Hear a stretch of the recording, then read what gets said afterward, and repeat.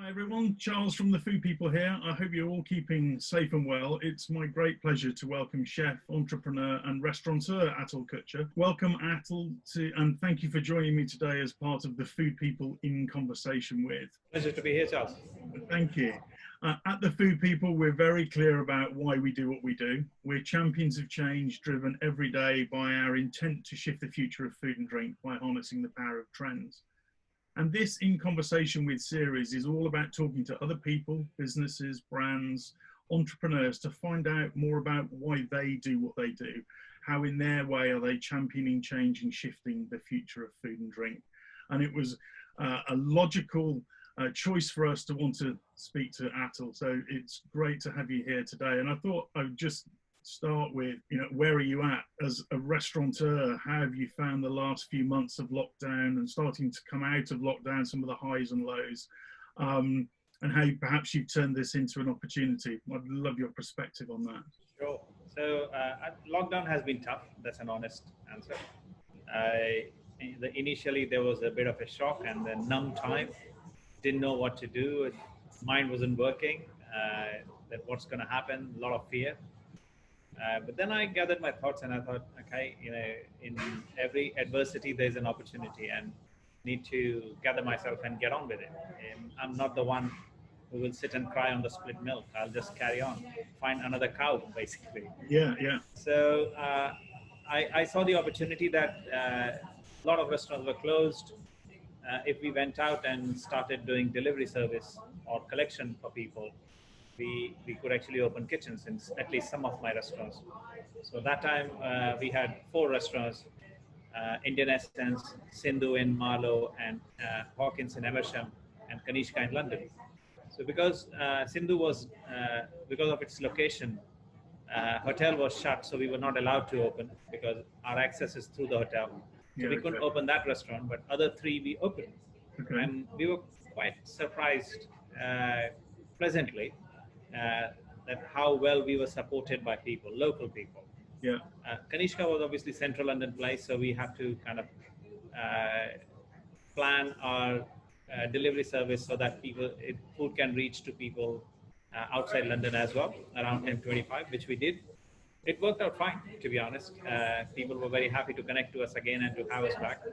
But outside London, I was, honestly, Charles, I think I found a new business model there. Right.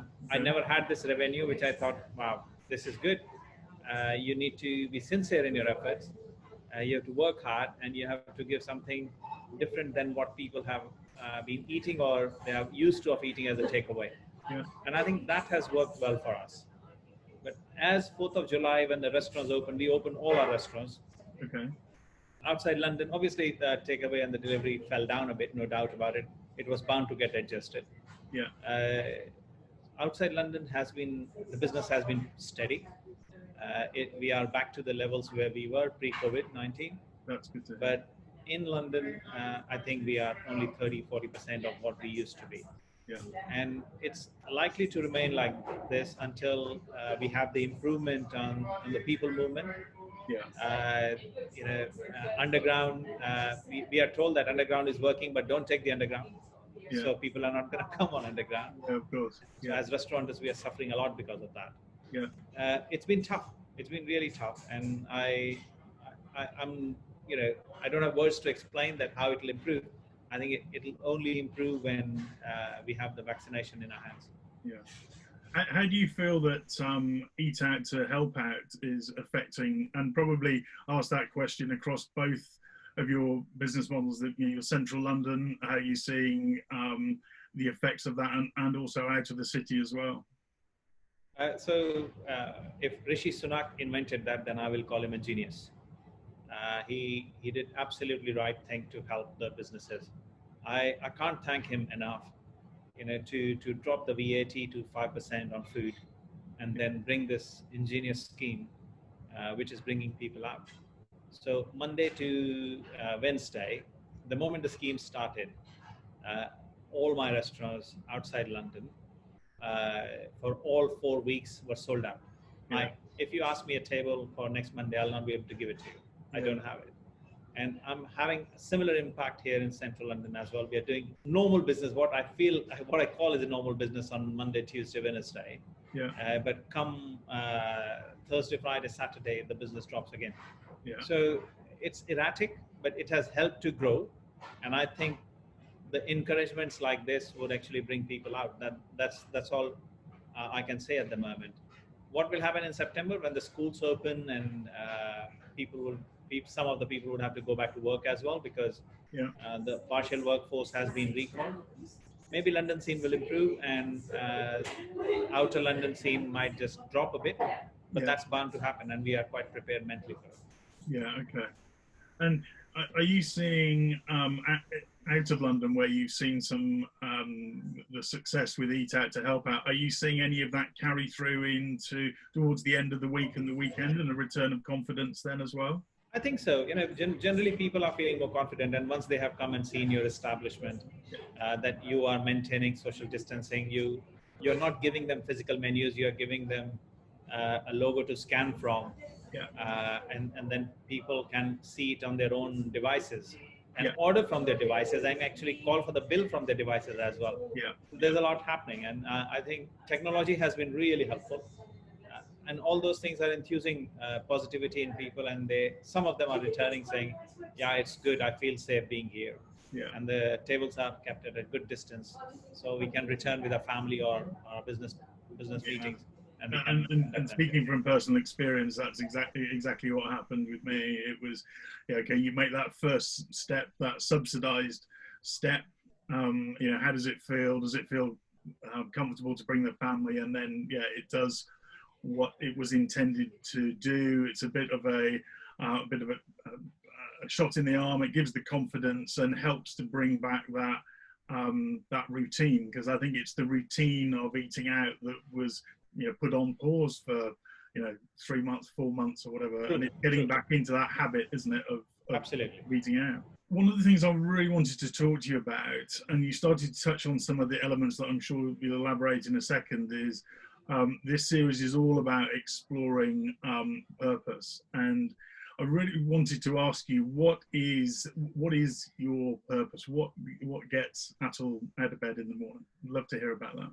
I think the quest to get going, to be honest, and I've always been like this. My wife always moans that, what gets you out of bed at 6 o'clock in the morning? Sometimes you hit the bed around 12, but you're still up at 6. I think I have trained my mind, let's put it this way, that I'm used to having a deep sleep. Once I've hit the bed, I think it's very hard to wake me up. It has to be a havoc created in the house for me to get up. Deep sleep is one thing, and then getting up in the morning, I wake up with a regime that I have to do my yoga, nothing doing. I need that half an hour for myself, and that's my time. I don't give it to anyone. I think that's very important. Staying focused with what I want to achieve and what I want to do on the daily basis gets me out of the bed. And I think being in the kitchen and being with my team and working out new ways gets me going. I really love my life. I think it's challenging, but challenging is good because it makes me think, it makes my body work harder. And I think those are the things I've been brought up on. My parents worked incredibly hard, and I've seen them work a lot harder than I am working hard. So I still feel that I got a lot to catch up on, and that keeps me going. I think I can do a lot more. What gives you that? I guess the thing that drives you on, really, you're in a really tough business. I think we'd all agree there's probably easier ways to make money. But there must be something about running restaurants and making people happy that really does it for you. Can you articulate that at all? Yeah, I would say being passionate about food, that's one thing, because I think working with ingredients is the biggest love I have, and also meeting people, interacting with people. That's the biggest pleasure of working in this industry. And if you're not people's person, I think one should not join this industry, in my opinion. If you can interact with people, you can talk to people at all levels, whether it's a 2-year-old child or a 90-year-old man. You should be able to interact with them with their interest and walking away learning something from them. I think that's what is the biggest kick for me. And I absolutely adore every aspect of my industry, to be able to meet the new staff and the new kitchen porter joins. And that day, invariably, I find myself working next to him and trying to get to know him and understanding what he's doing, where he's coming from. People's stories and their life fascinates me, and I love to explore more and more on that. Is there an element of what you do around what motivates you around um, about your origins, about Indian cuisine? Is there something that you're trying to achieve or strive towards from a cuisine perspective that drives you on as well? So as far as Indian cuisine is concerned, I always, I'm not correcting, but I always tell people it's cuisines of India. There is nothing called Indian cuisine.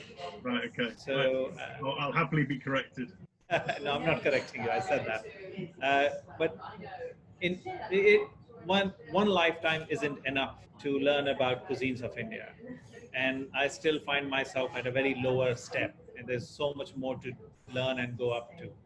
So every time I've opened a restaurant, I've tried to do a different region of India, because it excites me to understand that what has been happening historically and what's happening now, and also bring the flavors of that part of the country to country like UK, which is absolutely in love with Indian food. So when I opened Kanishka, we did northeastern food, which is very little known within India, never mind UK. And now I'm opening another restaurant in Malo called Vasu, and I'm going to do Punjabi and Rajasthani food there. And I'm really looking forward to it. We have been experimenting. And there are certain dishes I have not cooked myself. Of course, I knew about them, I've eaten them, but not cooked myself. So being able to cook all that and finding faults that where I'm going wrong and how I can create better dishes, and connecting with people back again in India who are experts in this field. It's a huge learning, and that also motivates me a lot. How important is that kind of connection between you here in the UK and friends, associates, communities back in India? How important is that to kind of feeding your interest and excitement and learning from what you do?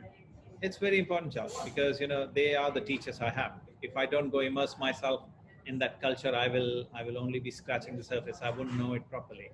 And I'm one different person who likes to delve deep and want to learn everything and everything. I'm let's say when it comes to knowledge, I'm quite greedy. I want to dig deep.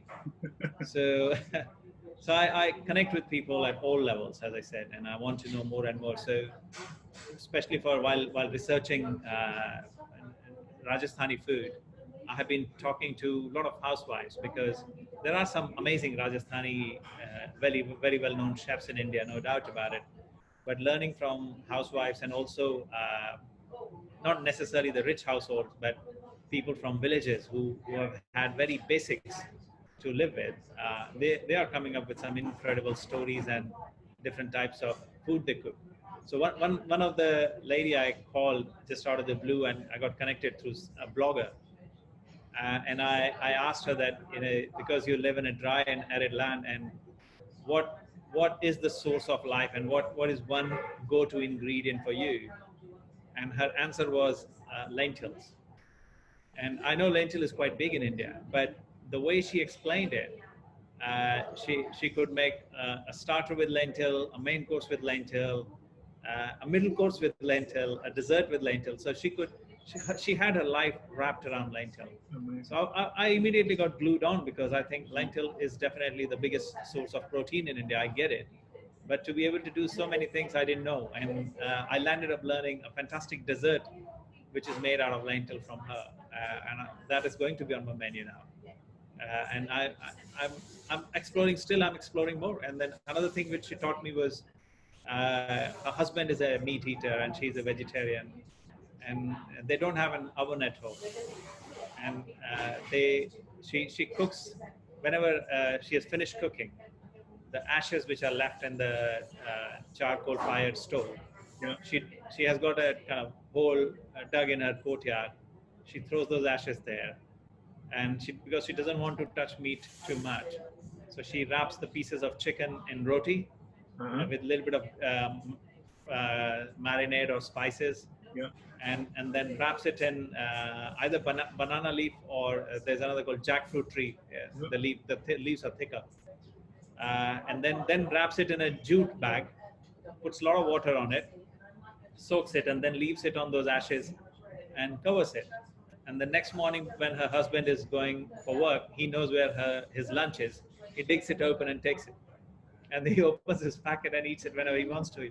So I had heard the stories of this is called khad murg or khad khargosh. That's the name they use it in the local language, which means meat cooked in a hole. And I didn't know that people could do this at home. I'd heard chefs doing a big carcass and all things like that. Yeah. But when she told me, I couldn't stop laughing. I thought, wow, this is ingenious. She's very, very good. It also sounds absolutely delicious as well, I have to say. Amazing. And what was it? Can you tell us what the dessert is? Are you able to tell us what the dessert is? Yeah, absolutely. So it's actually a kind of pudding, the way we make pudding with rice. So it's made with lentil. So she would use jaggery, so the raw sugar, and milk, and she uses chana lentil in this, and she cooks it for hours to end, to be honest, in that. And eventually the grain of the lentil totally gets broken down in that. So she uses some of it as a sauce, and then some she takes it out, reduces further, mixes more dried sugar or brown sugar into it, and makes dumplings out of it, fries it, dusted in rice flour, and then puts it back in this sauce. So you get a kind of 2-3 textures of lentil in one go. Yeah. So and obviously I'll add a few more things to make it more presentable. But I thought that was just ingenious. I'd never made anything like that, so it was beautiful. And just two examples there of how you can take, quite raw inspiration from, rooted in, communities, and bring that back, interpret it, modernize it, and bring it to your menu. That's just, Absolutely. yeah, really, really inspirational. What does it mean for you to run a kind of hospitality business that's driven by the kind of some of the purpose and values that you've talked about? What does that mean for you? I think my life is the hospitality, to be honest. It's obviously everybody wants to make money, so so do we as a business. But also to be able to step up and give people good time, help them make memories, be part of their lives. What makes me very happy is when somebody is celebrating their birthday or wedding anniversary with us, which is a lot with us, we're very grateful for that. But it really humbles me because they would have had so many different choices in the world to pick up different places or go for different experiences, but they chose to be with us. So it's basically I feel grateful that they chose to be in my company or in our company, in my restaurant's company, rather than being anywhere else. And that's very humbling for me. I always make it a point to go and greet them and spend some time with them, and if possible, learn from them. So recently I met a couple who were married for 70 years. And I had gone there only for 5 minutes, but I landed up spending an hour with them, talking about their lives and what they have been through. I met them in my restaurant in Maro in Sindhu, and the gentleman was in British Army, retired, and he started talking about his experiences of World War II. His wife worked as a nurse. They were both retired. They live in Mala locally. So it was beautiful to connect to them. I had seen them eating in my restaurant a couple of times before, but never had a chance to connect. But this opportunity connected me to them forever now. So whenever I see them now, it's a big smile on my face. It feels like I'm meeting my family. I think that's a very special thing. How being rooted in the types of sort of values and purpose that you've got, how does it directly affect your kind of focus on some of the broader topics like health and communities and sustainability, and perhaps even the next generation of chefs? So I've always been very finicky about health part of it. The food is the healthy part of it. And if I'm going to repeat somebody else's word, but a friend of mine who's a journalist, he said that if we ate well, we wouldn't need the medicine. Because we don't eat well, that's why we have medicine, and it's true. So when I studied hotel management, food and nutrition was part of it, and I was quite intrigued by it, and I focused quite a lot on that. And what I believe that when we fall ill, it's an inflammation of some kind, and it's an indication from the body that something is not going right, and we start popping pills in our mouth, and we become habituated, and we continue to pop pills. So we are not listening to the body. We are trying to suppress the signs of disease by just eating the pills and thinking it'll go away. It will not go away with pills. You got to understand the underlying problem and change your lifestyle, whether it's stress related or over usage of something. Yeah. So you're basically putting your body in stress through either a thinking process or your work pressure or an ingredient which you are eating. And you got to go to the cause of that and alleviate that from your body. And the reason that right on the top I said I like my deep sleep. I tune myself, and I got that from my parents, to be honest. Uh-huh. And I think the sleep is the best thing that happens to a human. And if we don't sleep well, we will not reboot ourselves. Yeah. It's like driving an electric car. If you don't charge overnight, Yeah. next morning you will not be able to drive it. Very simple. So I think the human body works exactly like that. So you got to make sure that you're well rested and you understand your body well. And if there is an underlying problem, adjust your lifestyle, cure it through your lifestyle rather than popping pills in your mouth. What are your thoughts on things like some of the broader issues in food and drink, like sustainability and you know, procuring and serving food alongside a sustainable agenda? How does that influence what you do? So Charles, about 20 years ago, I made a promise to myself that it was self-inflicted thing. I should rather say that it was kind of pushed from my father to me. That I promised that I will use the ingredients on the land where I live. So other than my spices, and I can do nothing about it, I try not to buy anything that comes from overseas or anywhere else. I try to use each and every ingredient which is grown in this country and which is available to us as UK product to us. Yeah. And I have consciously done that for many, many years, and all these 20 years I have practiced that. So sustainability is important to understand at the grassroots level. You know, if we start creating a demand for it, then market will make it available for us. But we are going to create that demand and cause pressure elsewhere. And it will be flown from somewhere. So we are creating carbon footprints. And it's not that there's a lot of food being grown in one part of the world, which will be given to us, and other people will not be deprived of it. Somewhere in the world, people will be deprived of it. And they will create another food demand from somewhere else. And again, a chain will start, and the food will be flown from somewhere else to them. But if we calm down a bit and reduce that, and start depending on what we have within our own reach, I think it'll make the world much more healthier and a better place. And I think that's the basic mantra of sustainability for me.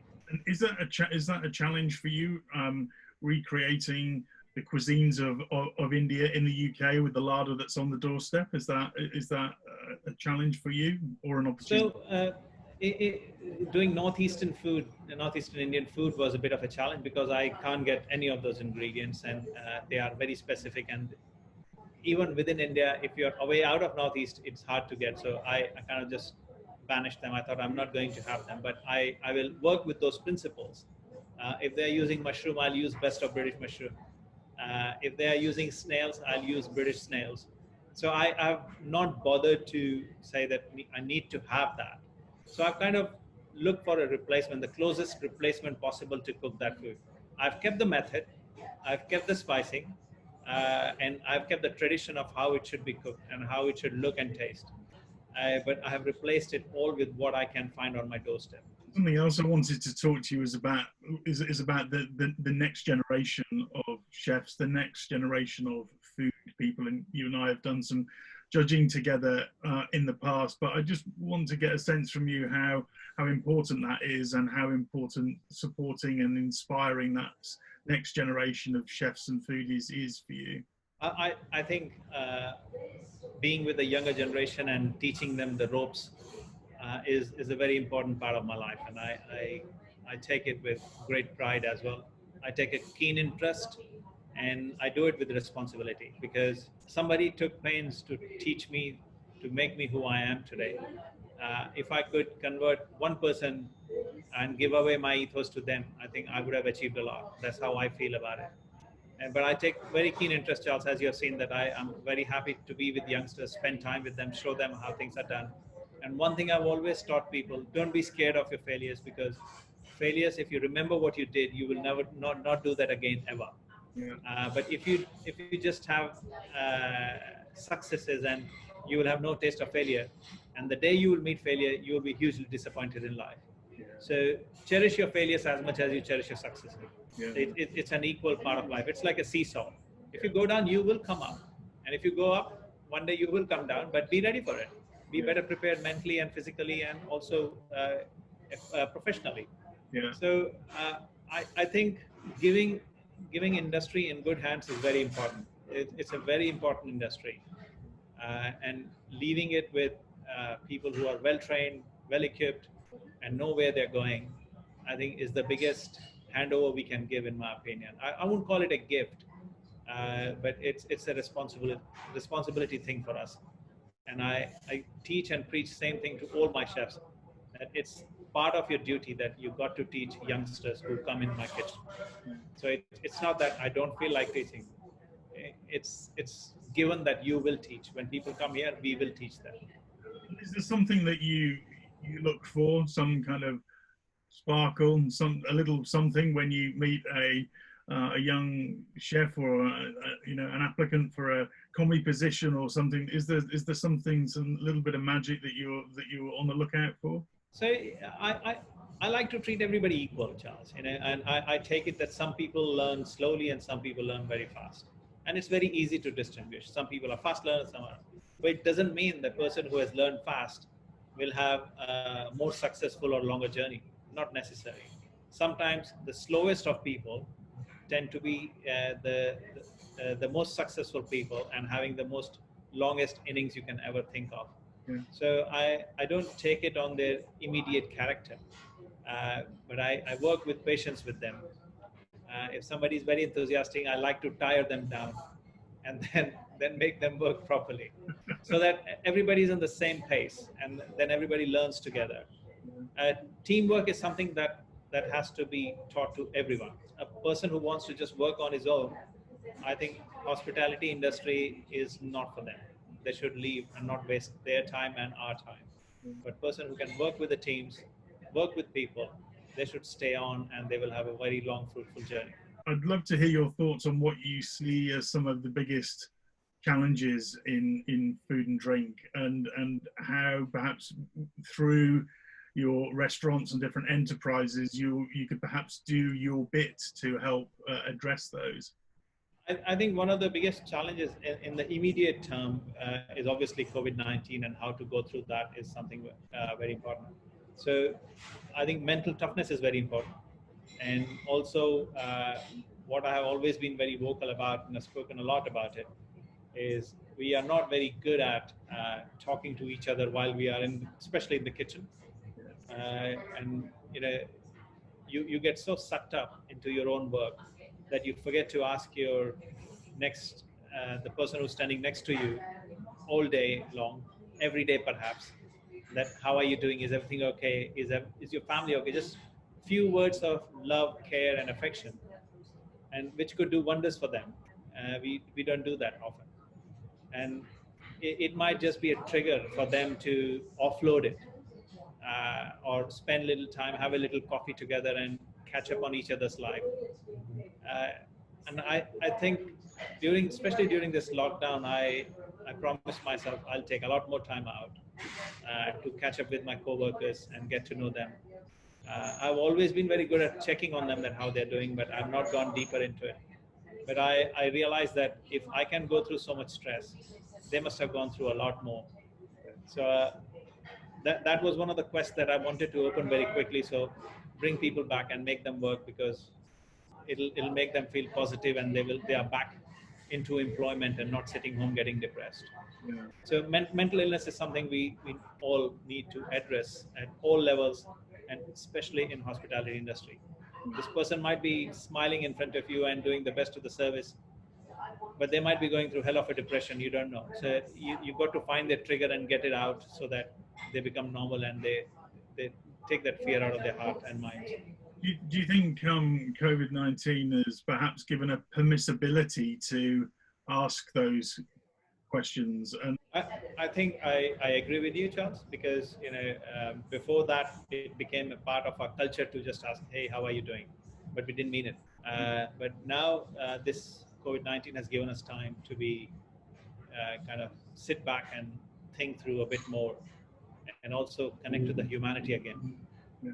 So I'll just again tell you a little personal story that Jason Atherton's restaurant is just in front of me, and we would have seen each other a million times over this year and a half. But always hi, bye, very quick. COVID-19 gave me opportunity to call him a lot more and speak to him on various topics and chat to him, catch up, tell him my fears and listen to his fears, which weren't very different from each other's anyway. But it gave us time to bond and connect. And we were grateful. I think I was grateful. I'm sure he was too, that we are friends and we are in vicinity of each other and we talk to each other and we have same problems and how to tackle them. We have a plan to go forward together on that one. So, and this is just one friend I'm talking, and I connected to several other people who I kept thinking that I will chat to them, but never got opportunity to. So I could do all that during this COVID-19. And ever since I started working in the industry, I have never spent so much time at home. And ever since my children were born, I don't think I had seen them every day so much. No. So this was amazing for me, to be honest, to be able to be with them. And then I realized actually my children are a lot more intelligent than I thought. And my son is definitely a lot more cheekier than I always thought. So, and intelligent as well. So it's very good to discover your own thing as well. I asked the question about challenges, but I'll also ask the flip side of that. What do you see as being some of the great kind of opportunities, now looking forward, and you think, that would have looked differently in the past, or there's something there that there's an opportunity to grasp? So, I said that in every adversity, there's an opportunity. So if you're business minded and you want to grow, now is a good time. The property is going to be cheap. The labor is going to be available. And eventually world will come back. It's never going to happen that world will just not stay home all the time. They will come back and business will thrive again. It's a matter of, hardening your nerves and saying, we'll go through this and then we'll be fine. Yeah. But I can't emphasize enough that every tough thing which has come, it has always brought lots and lots of opportunities. So for personally outside that, I'm looking to grow more because there will be more opportunity. And I know it's going to be tough, but if you go with the mindset that, I will brace that toughness and I will go through this period, and which will be 6 months, which could be 9 months, but if you prepare your plan in such a way that you could do it and you could go through this easily. I guess relating to that, obviously your business model is having to evolve. Looking forward and then looking back at what was your previous business model, what are some of the kind of key principles that have moved on that perhaps you wouldn't have considered before? I think adaptability and flexibility is the two main things that one needs in their business model. A lot of restaurants weren't doing deliveries, or they didn't develop a model of delivery. I think they are the ones who will lose out a bit, no doubt about it. But anybody who had this flexibility that they can mold themselves around to the demand of the market, they will survive. They will see through their business and they will come back. There's been a lot of movement around things like this sort of blurred landscape between the world of retailing and delivery and restaurant, through restaurant branded meal kits and those types of things for the in-home consumption of the restaurant experience. What are your thoughts on that? I think all of them were good, because some of the models were not tried and tested. So one of the models, the two young kids who used to work as kitchen porters in Fat Duck, and they got an idea and they started this business and they knocked on my door. I think I was their second or third chef. They said, we want to make a video of you cooking 3 dishes for us. And then we want to send these ingredients to people with your video so that they can cook at home. And I said, yeah, absolutely. To help you, I'll do it, because my restaurant is in Emerson and these are 2 local kids there. So I helped them, and apparently their business is doing fairly well. So, and they were young, they were energetic, and they were willing to bet some of their money.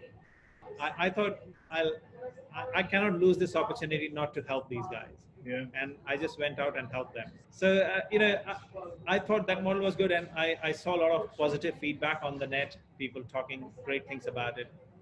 Some people wrote to me personally that how good it was to be able to get all the ingredients and cook with you, or cook along with you. So it was amazing. That was just one model. And then other model I worked with, again, it was online. It's called learningwithexperts.com, where I gave 4 modules of North, South, East, West India. People log on and they buy that program, and then they buy their ingredients and cook along, and they are given 4 weeks to watch my videos, cook along and cook as many times as they want, and they can post their dishes and their videos for me to review and give them comments, which in my spare time I love to log on and actually write to people that, okay, that fish was slightly overdone, you could cook your potatoes a bit more to get starch in the sauce. And I think that puts a smile on my face, but I also think that there are so many different business models that have come out of this. I've got one last question, and that is, myself as Charles, I want to be known for championing change and shifting the future of food and drink by harnessing the power of trends. If you were to try and put into a sentence what you as Atul want to be known for, how would you articulate that in a sentence? Oh God, never thought about it, Charles. I think I would like to be known as a good human, a great father, and a fantastic husband, and a decent chef. So that concludes this episode of the Food People in Conversation with Atul Kochhar. On behalf of us all at the Food People, thank you for joining me today. You've given us a fascinating insight into how you and your way are shifting the future of food and drink, and it's been a great pleasure to speak to you today. Thanks, Atul, very much. Thank you, Charles. Thanks to be here with you. So do join our TFP community for the details of our latest In Conversation with episodes, as well as all of the latest free to access food and drink trends foresight. Visit thefoodpeople.co.uk and complete your details at the footer of the page. On behalf of Atul and myself, thanks for listening to the Food People in Conversation with. How are you shifting the future of food and drink?